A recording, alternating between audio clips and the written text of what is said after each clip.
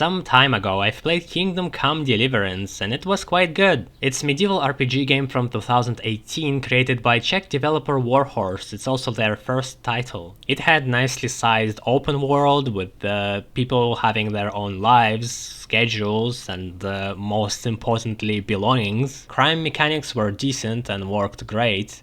You can practically steal anything you can see in Merchant's shop as well as his available money, because unlike in every RPG, they are not stored in some magical dimension or Merchant's ass. They are existing safes and chests on hard locks. Guards sometimes going to search you, or if you get caught you can surrender and go to jail and serve your time. Or you can flee to another village where they don't know about your crimes and wait until things settle down. It was satisfying to build my character from ground up. In the beginning you are extremely weak and any peasant with a stick could just beat you up to the death. But because there is not much open combat unless you actively look for it, you can make your character stronger through other means. For example, very early in the game I was forced to flee to another town because of failed pickpocket. There I found a guy who managed bow shooting contest. And after some training just shooting logs in the river, I learned well enough how to shoot a bow without actually being engaged in any combat and shooting any living thing with it. I like how most of the things you do is purely social, and a lot of the quests do not even involve violence. You're just solving people's problems and taking jobs.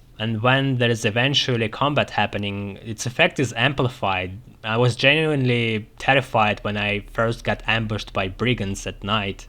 When you have a living world with solid RPG rules set in motion, there is going to be a lot of naturally occurring incidents and stories that player creates just by interacting with it. And I think Kingdom Come Deliverance did a great job on that department. But unfortunately at story side it was rather weak. Most of the dialogue you'll see involve characters blankly staring at each other with minimum facial expression. It looks extremely dated for something that came out in 2018, that even first Witcher or Oblivion hold better still.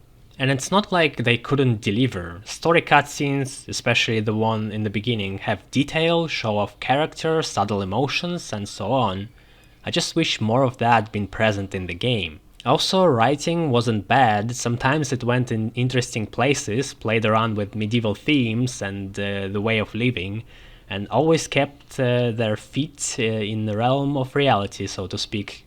There's been a couple of instances when Henry, from his perspective, was dealing with supernatural events, but you can always rationalize it and see what's going on in the actual fact. The most fun side quest was about gathering of the witches Sabbath, and from the main story my favorite was from the time when I had to pretend to be a monk. The worst moment was when Henry took a walk with Teresa. I guess there is supposed to be a romantic moment between them, but all I could hear is two adults speaking to walls in their separate rooms at separate time. Combine that with the blank faces and stiff animation, it was really awkward to look at.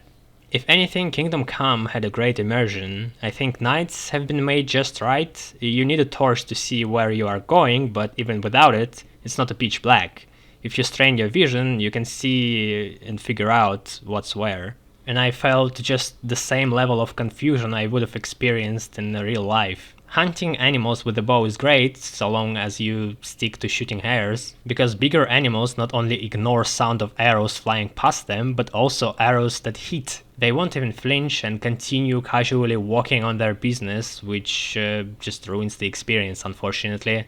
Alchemy, if not the best, most certainly the most immersive I've seen so far in any game. You follow the recipe from the book, for which actually you should be able to read first, and you can see every step taken, from grinding herbs with mortar and pestle to distilling using bellows and coals. Potions have decently strong effects. For example, poison will eventually kill people and not, I don't know, just add 10% damage to sword strikes. It had two annoying technical problems.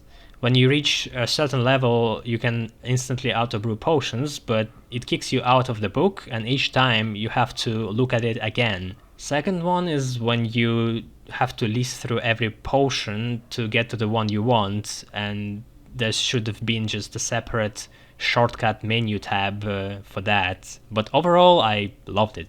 I guess I need to mention that I've been playing on hardcore difficulty, and if you have similar taste, I would recommend to do the same. I can't imagine having as much fun staring at that star instead of looking for opponents' moves. The only problem I had was saving system, but as I learned later, it's basically the same on normal. You can save by sleeping or drinking a specific potion. This potion is very expensive and hard to afford at the start of the game, and sleeping is not always an option. And I get why they did that. It raises the stakes of your death or quest fail, so you won't be able to reload as easily.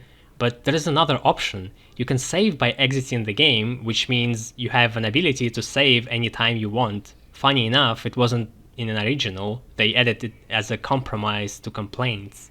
And I'm the guy who likes to roll with consequences in games. If I fail something or important character dies, I usually won't reload, but even for me this saving system was nothing but a constant source of frustration. Oh hey, a random human jumped from the bushes and killed me and I lost 2 hours of gameplay. Oh hey, it's time to stop the stream for 5 minutes to exit and load the game so it won't happen again. The easy way to fix it is just to give a classic saving system and let people decide how they want to play. The hard way is remaking it in a way player won't lose too much progress but still gets punished for dying. And that's been my quick thoughts on Kingdom Come Deliverance. If you are into RPGs, chances are you will like it, so go check it out. It took me 132 hours to complete and I'm giving it 77 out of 100. You donkey!